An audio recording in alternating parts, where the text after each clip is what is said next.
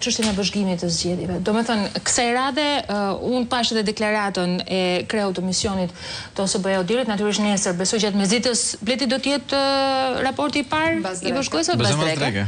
Bazdreke, nga informacionet e tua, si rezulton? Monitorimi, po.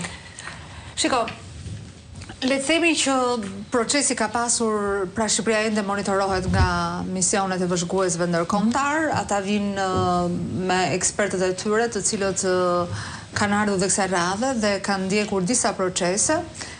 Sikurse kemi pasur dhe ekipe të tjera monitoruese, sot të gjithë trupat diplomatike, mund të themi ambasadorët kryesorë në vend kanë qenë në zona, madje dhe kanë artikuluar interesin e tyre për të parë zona me problematika dhe me zhvillime të cilat e rrezikojnë procesi zgjedhor. Kam këtu parasysh edhe deklaratën e ambasadorit të delegacionit evropian të bërë nga qarku i Fierit, sikurse ambasadorët të tjerë kanë qenë në Elbasan, në Durrës e të tjerë. Vëzhguesit lokal ka pasur dhe sot një fenomen apo një incident për të cilin unë mendoj që do duhet edhe kjo të analizohet. Ka qenë me një komunikim madje me shkrim vetë komisioneri shtetëror për zgjedhjet, i cili në një moment caktuar duket sikur ka shkarkuar të gjithë vëzhguesit lokal, pasi kishim disa momente që rezultonin disa elementë të cilët kishin problematika ose ishin të ekspozuar apo krijonin ndonjë tension i cili nuk ishte tensioni i duhur në mbrojtje të procesit ose në mbrojtje të atyre momenteve të vëzhgimit. Unë mendoj që dita e sotme në shumë qytete ka qenë e qetë ose të paktën tensionet që kanë qenë ndoshta janë deri diku në një kalibër që mund të jetë edhe një përshkallëzim i disa momenteve pa përjashtuar ose pa ja hequr rëndësi ndonjë moment i cili është denoncuar dhe në media. Por mendoj që fushata ka qenë intensive dhe ka filluar javë përpara, dhe fushata është karakterizuar nga shumë element të cilët e kanë bërë pa standarde vendin tonë. Unë përmenda ato që thash sepse është indenjuese që të ketë vonesa të tilla të gatishmërisë së një force të rëndësishme ose një agjencie të rëndësishme ligjvërtuese si Policia e Shtetit, por ajo çka ne kemi konstatuar dhe këtu futem pastaj tek ekspertiza e zyrës ku unë punoj, që janë shpenzimet publike dhe tenderat publik, është një kategori e madhe shpenzimesh. Për shembull, ne kemi vënë re që është një karakteristikë, është një kategori shpenzimi për funksione në administratën publike dhe në ekzekutiv, e cila është një kategori për paga të cilat janë me kontratë të përkohshme dhe mbi numrin e organikës, e cila ka ardhur në rritje këto 4 muaj. Pra vlerat në disa institucione madje kanë kaluar dhe vlerën e pagës atyre të cilët janë me funksion të miratuar në organik. Nga ana tjetër, shumë programe janë anoncuar pikërisht në javë zgjedhore.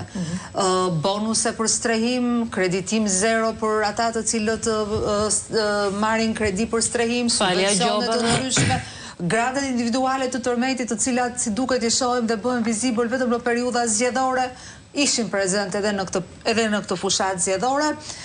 Falja e gjobave ose ajo VKM-ja 2 ditë para datës së votimit ishte një ekstrem flagrant i një shkelje.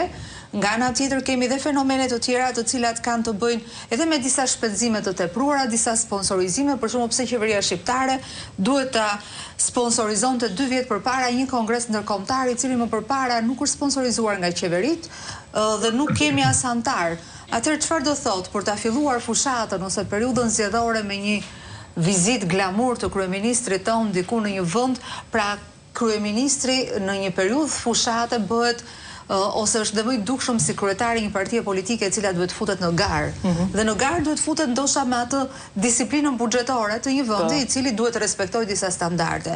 Sponsorizimi për një event tjetër siç ishte ai i ciklizmit, disa shpenzime të tjera të egzageruara.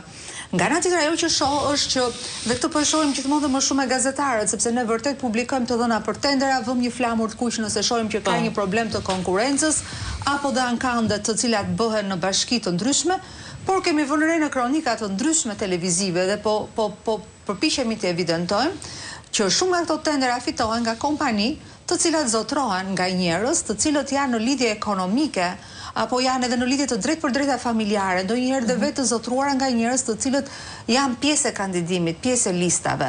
Pra, kjo duket sikur ka një injektim të paras, edhe përmes tenderave publik tek njerëz të cilët kanë interesa të drejtë për drejta ekonomike.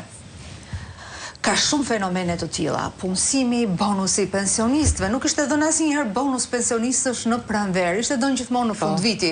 Pensionistët kanë të drejtë dhe meritojnë çdo lloj rritje, çdo lloj indeksimi, çdo lloj shpërblimi, sepse në fund të fundit ne I kemi të paguar ndoshta në nivele shumë të ulta. Patjetër. Por pse pikërisht në periudha zgjedhore?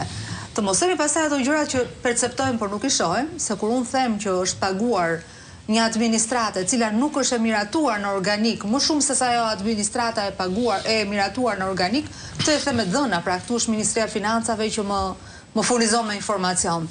Por ato perceptimet e tjera janë diçka që ne I shohim ose I ndjejmë, vibrojnë në vendin ku ne jemi. Pra një fushat e organizuar. Nëse shkojmë tek skandali I sotshëm që edhe tek monitoruesit e pavarur.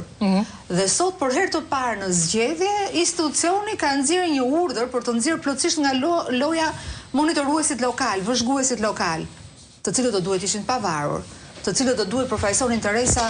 Pra Aranita kur e mbledh të dëgjon kështu dhe e penetruar presioni, trysnia, veprimtaria partijake në çdo element që ka të bëjë me publiken. E qartë, e dukshme siç është, unë të dëgjoj të kështu dhe e kam parasysh se do jetë raporti nesër I OSBE-ut. Unë mendoj si mund të jemi entuziast dhe të pretendojmë për rezultate të cilat. A quhet ky proces? Unë nuk e di. A mund të quhet Genci në fakt, vetëm një moment Arinta. Genci, sepse ka qenë dje 2 media franceze, të cilat kanë folur lidhur me situatën zgjedhore në Shqipëri. Sot poshtoi edhe gazetare në ARD-s në Vjenë, Tagesschau e publikoi artikullin, kam parë shtypin gjerman, ka një titull që është I njëtrajtshëm në mediat ndërkombëtare. Shqipëria po shkon drejt zgjedhjeve me premtimin e saj eurofil, pra sa më pranë Europës, ndërkohë me një kryeministër gjithnjë më shumë autoritarist, por të gjitha kanë leitmotiv zhvillimet e brendshme në Shqipëri.